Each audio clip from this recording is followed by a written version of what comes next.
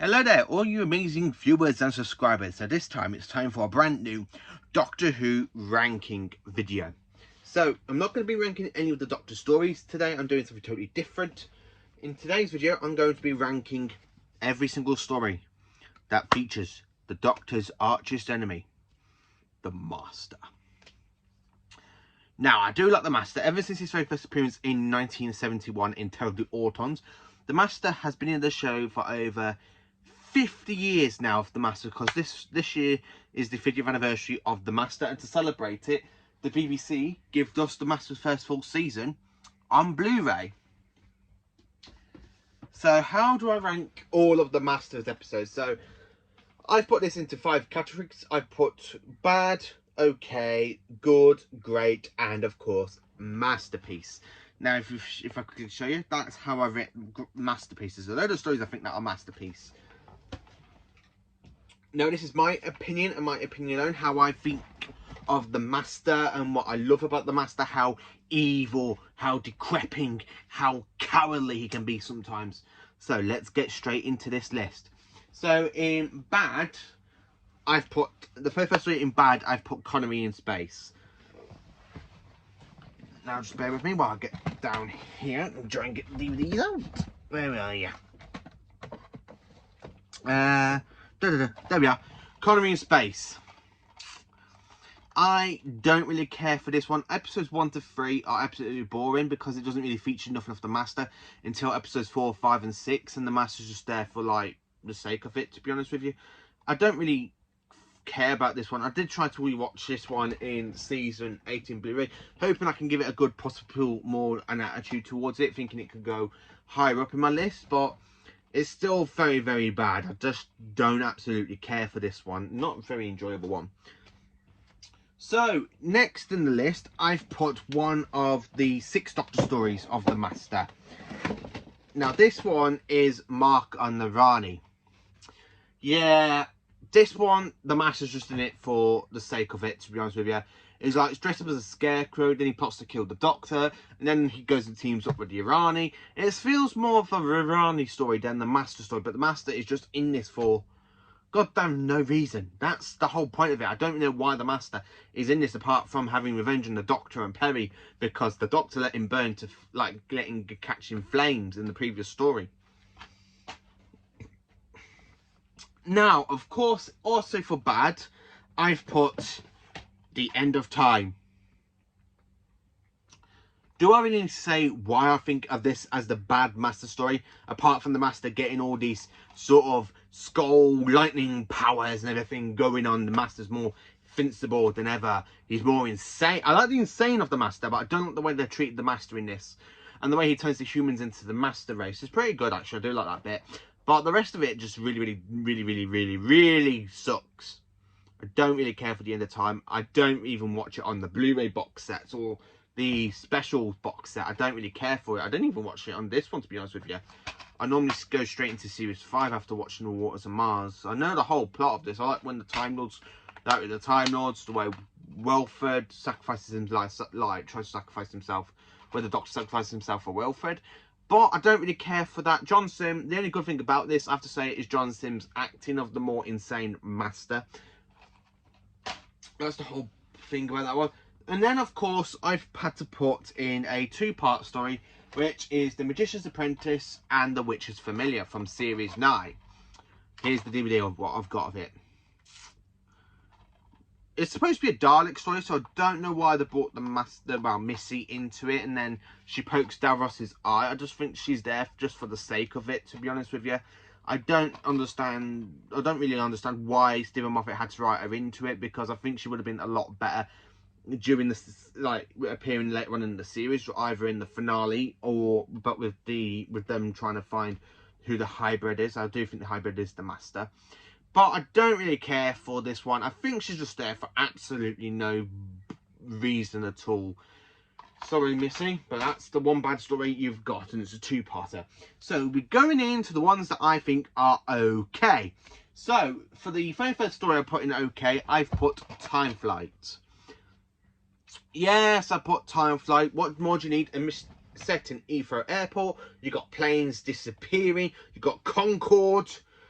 It's absolutely a brilliant story. Now, the only thing about this is where you got Khalid, and the Khalid is literally in the master in disguise. So there he goes, so, and he goes, come on, Sharam, Sharam, like that, and it's just like, no. And then the way he like Doctor tricks him and sends him to Azarius is a really good plot. I do like it. So yeah, okay story, time flight.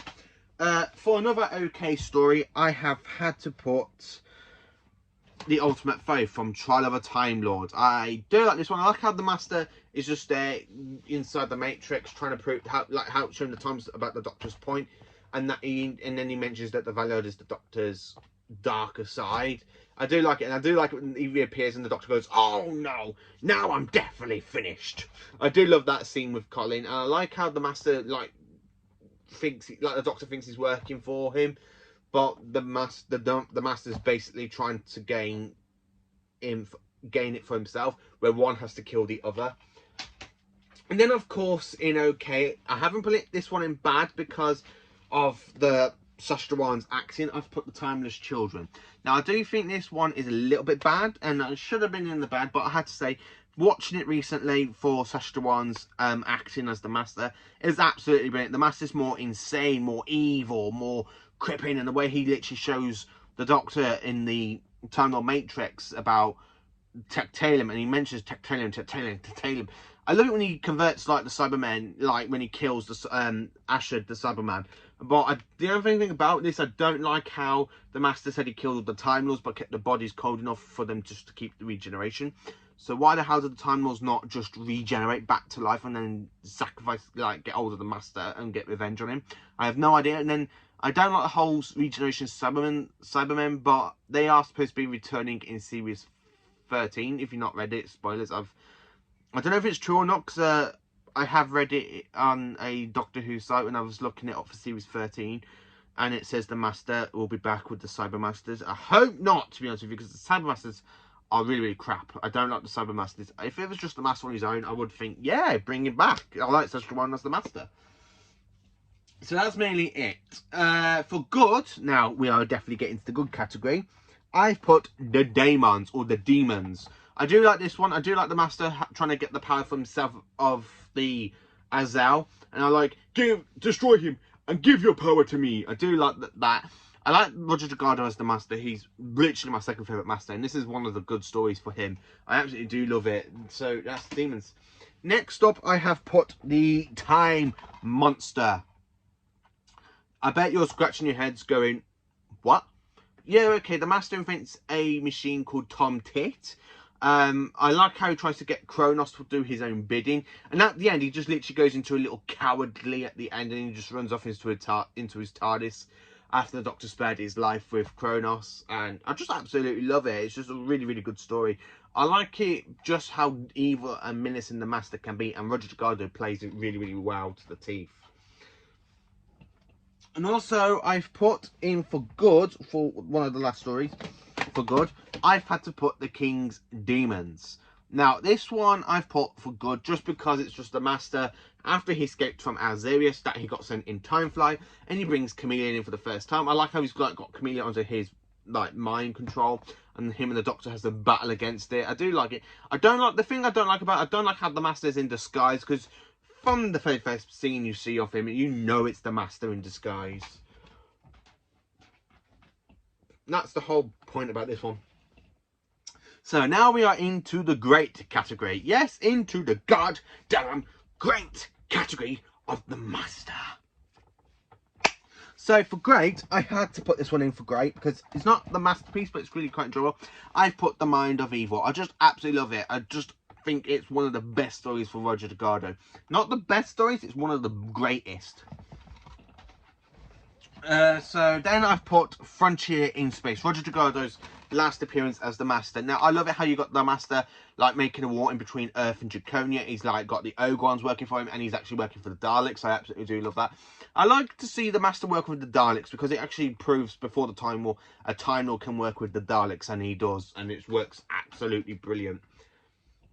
So the next one I haven't got on DVD, but I have ordered it and it's coming through the post, is the Deadly Assassin, but I do own it in the season 14 box set.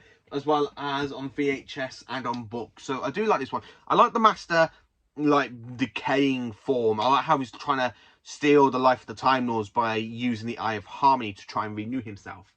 And I like how the Fourth Doctor stops it. I like how Chancellor Goff literally works with the Master and he has to battle the Doctor in the Matrix. I do like that. And I like how, like, sneaky and cunning the Master is. I do like that. Next up on the list, I've had to put this one on the list because it's not the greatest, but well, it's not the masterpiece, but it's great. And it is the Gopolis. So in this one, the Master basically ends the universe by meddling with Gopolis. I just love it. And the way the Fourth Doctor stops him by sacrificing his own life to stop the Master. He saves the universe from the Master. It's absolutely a great way to go out for my favourite Doctor. So for great, I've also, well, yeah, for great, I've also put the Planet of Fire.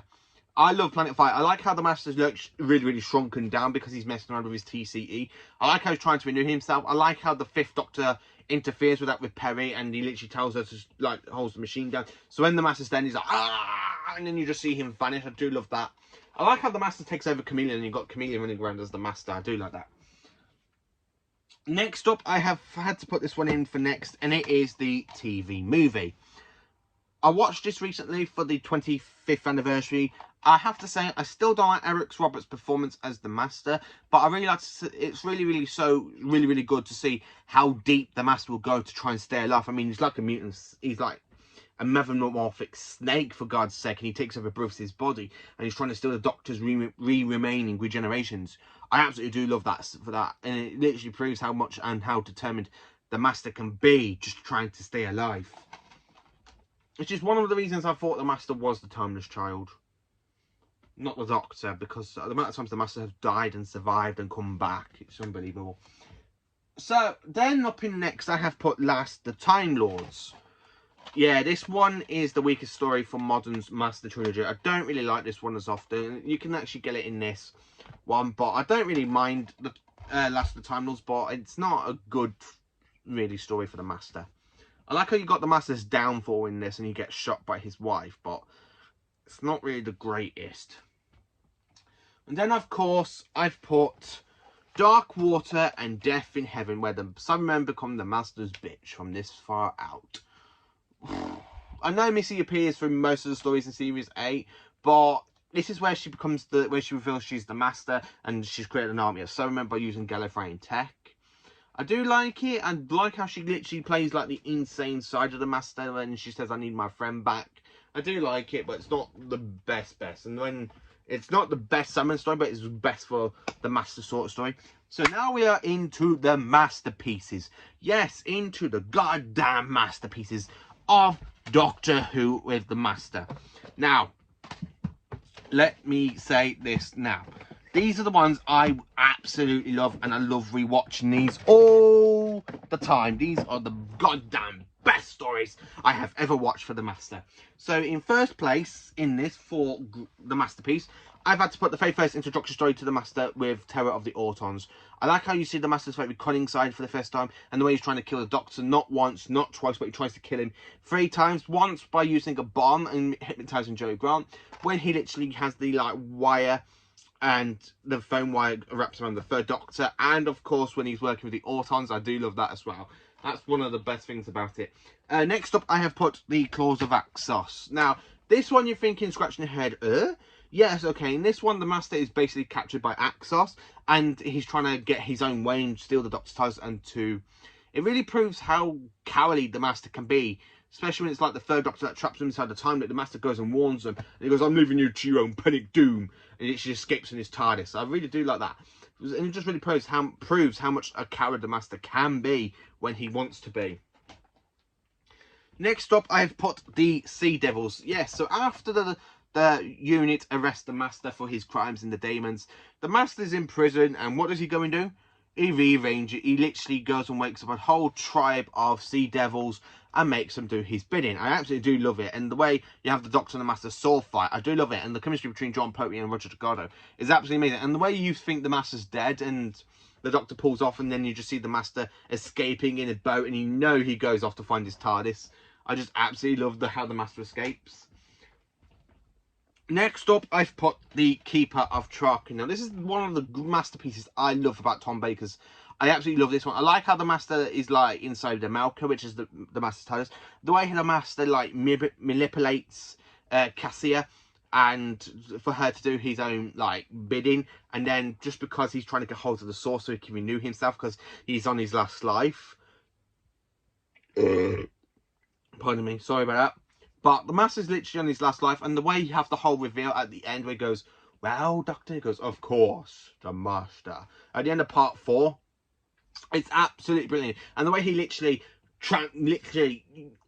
uses the source of the power, and he literally keeps Trimus's body like they go, help, Nissa, and then the Master just goes, so, a new body at last, and he literally malforms, and then Anthony becomes the Master. I just absolutely love it. It's literally my favourite, one of my favourite Tom Baker stories of the Master.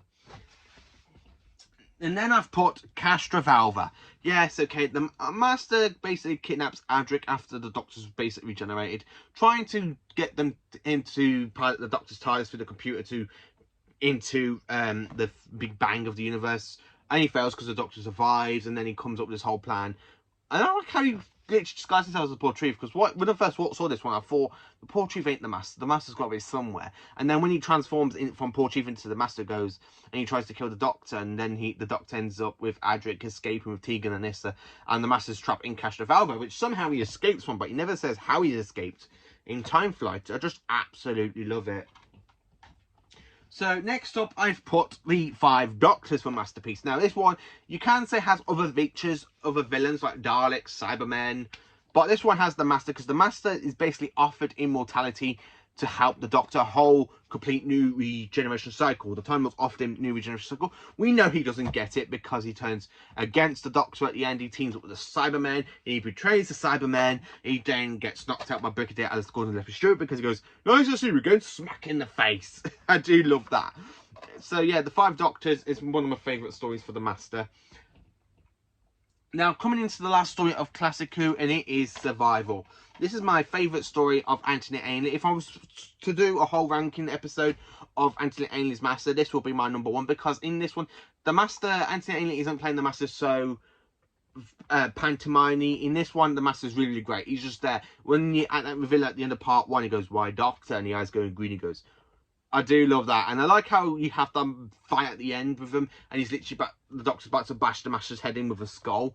I do love that, and it's really good. And it's a really good finale for Classic Who. It's one of my favourites. So, now we have Utopia. Yes, back to this DVD. I just love Utopia. It's another classic story. I like how you have Jacoby as the Master, and when he gets shot literally as a human, and you get like the fob watch. Admittedly, he's in it like for a few seconds, but when he gets shot and he goes, the Master reborn, and he regenerates into John Sims. I love it. I love which is why the next one is the sound of the drums as well, because these two are the best ones of the Master trilogy. I love it. You got the Master Insane, Trillions to the Psychic Network. He's made the Doctor, Martha, and Captain go on the run. He's actually sent Torchwood on a goose chase. I just absolutely love it, and the way he creates the Toclafane from the future humans. I just absolutely love that, and the way he literally creates the TARDIS into a paradox machine, which is very, very evil thing to do for the Master. Take a whole life conscious of the Doctor's TARDIS into this, create a whole paradox with Toclafane flying about. The Master's insane. The way he turns the Doctor into a really old man, and he goes, I look down at my new empire, and I thought my name good as Master of all. I do love that, and I just absolutely love how the Master just goes and makes the Doctor torture. So next up, I've put another 2-part story, which is World Enough in Time and the Doctor Falls from Series 10. I love it. So the Doctor's trying to let Missy go off to be good. Bill gets shot. You got the Master, aka John Sim, in really good disguise. You don't even think it's John Sim until he takes off the disguise and goes, if you happen to be someone's former Prime Minister. I love it. And then through the whole episode, I love the whole chemistry between John Sim and Missy's Michelle Gomez's Missy, like the future incarnation of the Master. And the Master goes, isn't it wrong that I kind of fancy myself? And she's like, yes, it is. But it's no surprise. The Master would fancy himself, wouldn't he? I absolutely love it. And the way John Sim kills Missy, Missy kills John Sim, in a way they both just literally kill each other. I just absolutely love it. And fantastic finale for Series 10. I absolutely love it. The way you got 2 Masters have a little bit of banter, a little bit of fun, because you can actually guess two masters. They're not going to argue. They're going to get on like they're doing this one. Yeah, okay, the Sandmen do become the master's bitch a little bit again in this. And Bill gets turned into something. It's a really, really good finale, to be honest with you. I do love it. And then for next on great, I've had to put Spy 4. Yeah, Jodie Whittaker from Series 12. I absolutely love this one. This is a very good ploy. I like how you got the Kastarvins and the Master's like working with them, and then he tries to betray them. I love that whole reveal. Goes, oh, I did tell him to look for the spy master, and he goes, or should I say the spy master? I absolutely do love that. It's one of the best scenes about it. For episode 2, I love the whole bit where they on the Paris tower. I can't remember the name of the tower in Paris, and he's literally talking about the whole things, like how he's still got an eye for like one of the weapons he uses in the Deadly Assassin, where he literally shrinks people in using the TCE. That's another callback. I just absolutely love Spy 4. So this is how I rank all of the Master Stories for in Masterpiece, great, good, bad, okay, and bad. Let me know how you rank of the Master Stories. Let me know in the comments what you think of the Master Stories. What are your 10 favourite Master Stories? What is your least favourite Master Story? Who's your favourite actor to play the Master? Mine is Anthony Ainley, because he's just one of those favourite Masters. So thank you for watching this video. Please do like, subscribe and share to my channel, and have a great day today and tomorrow. And join me tomorrow when I talk about another Doctor Who video. So thank you for watching. Have a great day. Have a great day in the sun, and just please thank you for all you fantastic new subscribers who have subscribed to my channel. And if you can actually share my channel onto any social media like Facebook or Twitter, just to help me boost up my subscribers, please do that, because I do like you. I do like having subscribers. I do like making these videos for you. So thank you for watching, and have a great day.